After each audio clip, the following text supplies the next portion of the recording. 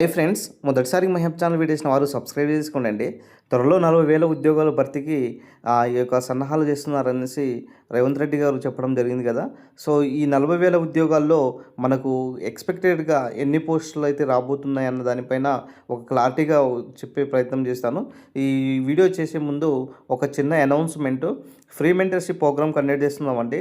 అటు APPSC and టీజీపీఎస్సీలో రాబోయేటటువంటి job క్యాలెండర్లో నిరుపేద విద్యార్థులకు ఈ యొక్క కోచింగ్ను అందించాలన్న ఉద్దేశంతో మరి ఇప్పటికే పాలిటీ క్లాసెస్ కూడా ఆల్మోస్ట్ 10 క్లాసెస్ కూడా కంప్లీట్ చేసుకున్నాం. మిగతా history, geography, current affairs, test series అవి అన్నీ కూడా డిసెంబర్ 10 నుంచి స్టార్ట్ అవ్వబోతున్నాయి. సో ఇంట్రెస్టెడ్ క్యాండిడేట్స్ జాయిన్ అయ్యే ప్రయత్నం చేయండి సార్.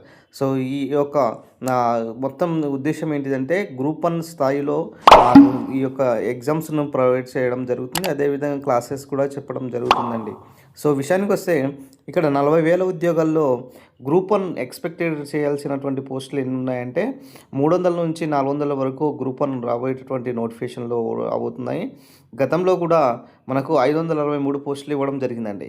సో ఈసారి మాత్రము 300 నుంచి 400 మధ్య నోటిఫికేషన్ వచ్చే అవకాశం ఎక్కువ కనబడుతుందన్నమాట. ఇకపోతే గ్రూప్ 2లో 1000 నుంచి 1200 వరకు ఎక్స్పెక్ట్ చేయవచ్చండి. సో ఎందుకంటే 1000 నుంచి 1200 వరకు ఎందుకు అంటున్నా అంటే ఆల్రెడీ బ్యాక్లాగ్ పోస్టులే 100 పోస్టులు ఉన్నాయి. 100 పోస్టుల వరకు బ్యాక్లాగ్ పోస్టులు ఉన్నాయి కాబట్టి సో గతంలో కూడా రేవంత్ రెడ్డి గారు ప్రతిపక్షంలో ఉన్నప్పుడు గ్రూప్ 2లో 2000 వరకు పోస్టులను భర్తీ చేయాలనేసి చెప్పడం జరిగింది కదా. సో ఈసారి మాత్రము 1000 నుంచి 1200 వరకు గ్రూప్ 2లో ఉండే అవకాశం ఎక్కువ కనబడుతుంది. ఇక నెక్స్ట్ చూసుకున్నట్లయితే గ్రూప్ 3 అండ్ గ్రూప్ 4లో 10,000 పోస్టులు ఉండడం జరిగింది.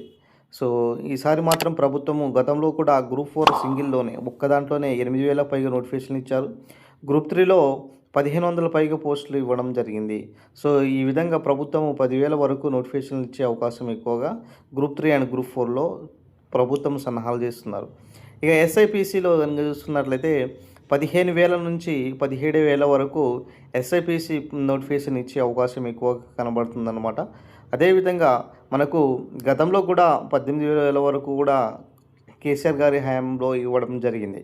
ఇక నెక్స్ట్ డిఎస్సి సంబంధించినటువంటి ఉద్యోగాలు కనుక చూసుకున్నట్లయితే 5,000 నుంచి 7,000 వరకు ఉద్యోగాలు ప్రకటించే అవకాశం ఎక్కువ కనబడుతుందండి. అదేవిధంగా విద్యుత్ శాఖలో చూసుకున్నట్లయితే 5,000 పోస్టులు భర్తీకి సన్నాహాలు చేస్తున్నారు. సో మొత్తం మీద మరి దాదాపు కూడా ఇక్కడ చూసుకున్నట్లయితే 40,000 దాకా నోటిఫికేషన్లు వచ్చే అవకాశం ఎక్కువగా కనబడుతుంది. మిగతా సంబంధించినటువంటి అటు జేఎల్ అయినా సరే, తర్వాత డిఎల్ అయినా సరే, సో దాదాపుగా అటు లైబ్రరీకి సంబంధించినటువంటి ఉద్యోగాలు కలిపి కూడా దాదాపుగా 2,000 పైగా నోటిఫికేషన్లు వచ్చే అవకాశం ఎక్కువ కనబడుతుంది.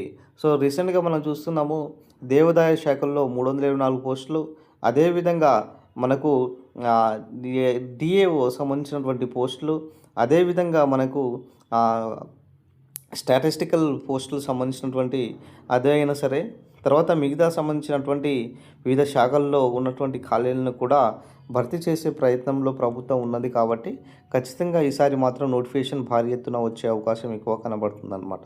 సో మొత్తానికైతే తెలంగాణలో మరొకసారి భర్తీ చేయాలనేసి ఈ యొక్క నిర్ణయం తీసుకోబోతున్నారు. దాదాపుగా రెండేళ్లలోనే 61,379 ఉద్యోగాలు అయితే భర్తీ చేయడం జరిగింది. తుది దశలో మరో 8,632 నియామకాలు కూడా ఇక్కడ విడుదలకు సిద్ధంగా ఉన్నాయి అనేసి, అదేవిధంగా జాబ్ గ్యారంటీ త్వరలో 40,000 ఉద్యోగాలు భర్తీ, 1,00,000 ఉద్యోగులు మా లక్ష్యం అనేసి ఇవ్వడం జరిగింది.